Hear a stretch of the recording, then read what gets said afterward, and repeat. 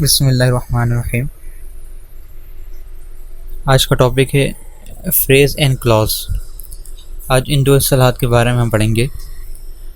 सबसे पहले फ्रेज़ है कि व्हाट इज़ फ्रेज़, फ्रेज़ क्या है। तो देखें, examine the group of words in a corner, it makes sense but not complete sense. कह रहे हैं इन अल्फाजों को देखें, अ ग्रुप ऑफ वर्ड्स, ये जो द ग्रुप ऑफ वर्ड्स हैं इन्हें देखें इन अ कॉर्नर, तो इसका माना होता है कोने में, इन अ कॉर्नर कोने में। It make sense but not complete, ये सेंस तो देता है लेकिन कंप्लीट सेंस नहीं देता, यानी कि बात समझ में तो आती है लेकिन मुकम्मल माना समझ में नहीं आता कि कहने वाला क्या कहना चाह रहा है, कोने में इससे क्या मुराद है। तो ये जुमला नाक़िसा है, ठीक है, इनकम्प्लीट सेंटेंस। अब इसकी तारीफ़ में कह रहे हैं कि such a group of words which make sense but not complete sense is called a phrase, के अल्फाजों का ऐसा मजमुआ जो कि माना पैदा करे लेकिन कंप्लीट माना पैदा ना करे, वो फ्रेज़ कहलाता है। ठीक है, इससे माना बन रहा है क्योंकि ये इंग्लिश के सही अल्फाज हैं और सही तरतीब पे इन्हें जोड़ा गया है, लेकिन इतना इसे आगे नहीं बढ़ाया गया कि ये जुमला मुकम्मल हो जाए। तो ये जुमला नाक़िसा है और इसे इंग्लिश में फ्रेज़ कहते हैं। अब देखें, now examine the group of words in the following sentences. दर्जज़ेल जुमलों में, नीचे लिखे गए जुमलों में ये जो दो जुमले लिखे हैं इन्हें देखें। पहला जुमला he has a chain of gold और दूसरा जुमला है he has a chain which is made of gold. तो देखें, ऊपर जो पहला वाला है ये जुमला, ये इस जुमले के आखिर में जो वर्ड लिखा है ऑफ गोल्ड, ये फ्रेज़ है। ठीक है, ऑफ गोल्ड यानी कि सोने का। अब ये जुमला नाक़िसा है, सोने का क्या, इसकी तफसील तो मौजूद नहीं है। तो ये फ्रेज़ किसी जुमले के साथ इस्तेमाल हो रहा है। ये जो जुमला शुरू में नज़र आ रहा है ही हैज़ अ चेन, ये एक जुमला है, इसके साथ ऑफ गोल्ड ये फ्रेज़ है। ये दोनों मिलकर एक ये मुकम्मल माना पैदा कर रहे हैं और एक जुमले में मज़ीद वजाहत पैदा कर रहे हैं। तो फ्रेज़ का काम यही है कि किसी जुमले में वजाहत पैदा करना। मिसाल के तौर पर चाबी रखी हुई है, आपने मज़ीद वजाहत कर दी, टेबल पर, चाबी टेबल पर रखी हुई है। अब इससे जुमले में मज़ीद वजाहत आ गई। तो फ्रेज़ का काम यही है कि जुमले में किसी जुमले के साथ इस्तेमाल होना और उस जुमले में मज़ीद वजाहत पैदा करना। इसके बरक्स नीचे देखें, he has a chain which is made of gold. ठीक है, इसके पास एक चेन है जो सोने से बनी हुई है।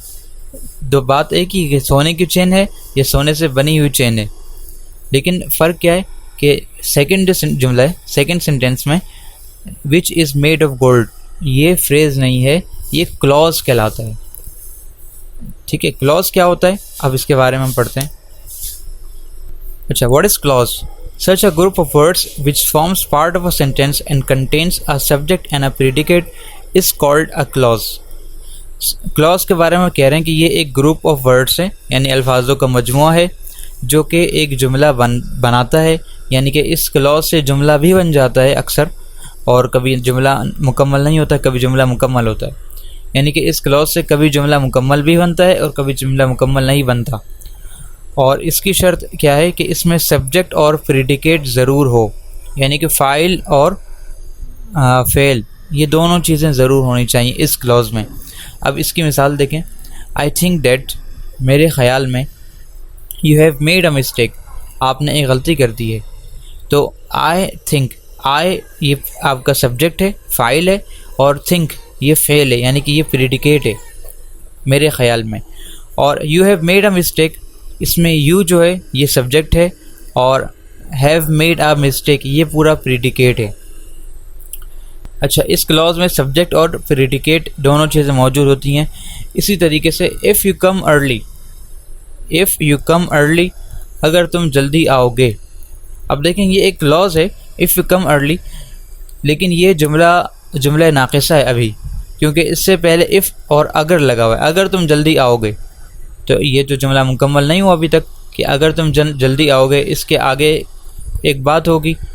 वो बात क्या है? वी विल प्ले फुटबॉल, कि हम फुटबॉल खेलेंगे। तो देखें, इस जुमले में दो क्लॉजेस इस्तेमाल किए गए हैं। पहला क्लॉज कॉमा से पहले तक है, इफ़ यू कम अर्ली, ये पहला क्लॉज है, और दूसरा clause we will play football, हम फुटबॉल खेलेंगे। और इन दोनों क्लॉज को मिलाकर एक मुकम्मल जुमला बना दिया गया है। ठीक है, जहन में रखें कि एक क्लॉज कभी पूरा जुमला भी होता है और कभी किसी और क्लॉज के साथ मिलकर अपने आप को मुकम्मल माने में तब्दील कर देता है।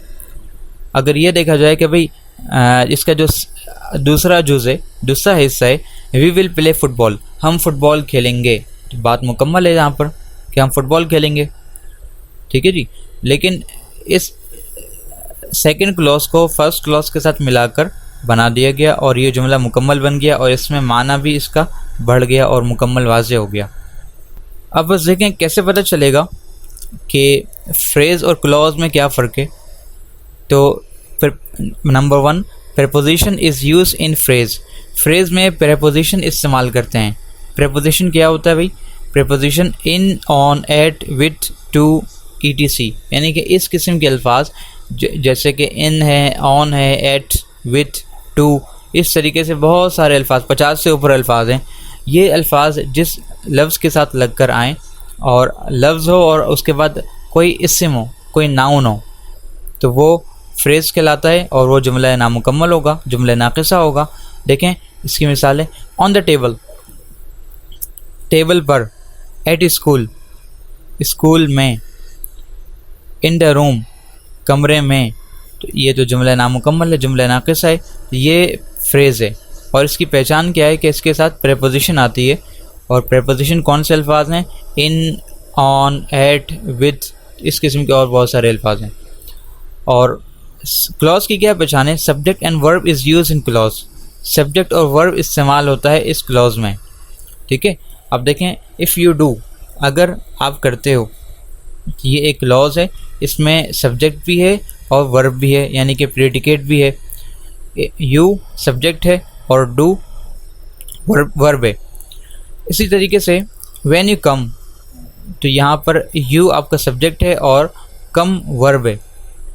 तो ये इन दोनों में वाज़े फ़र्क है कि फ्रेज़ में कोई फ़ेल नहीं होता, फ़ाइल नहीं होता, लेकिन क्लॉज में फ़ेल और फ़ाइल दोनों होता है।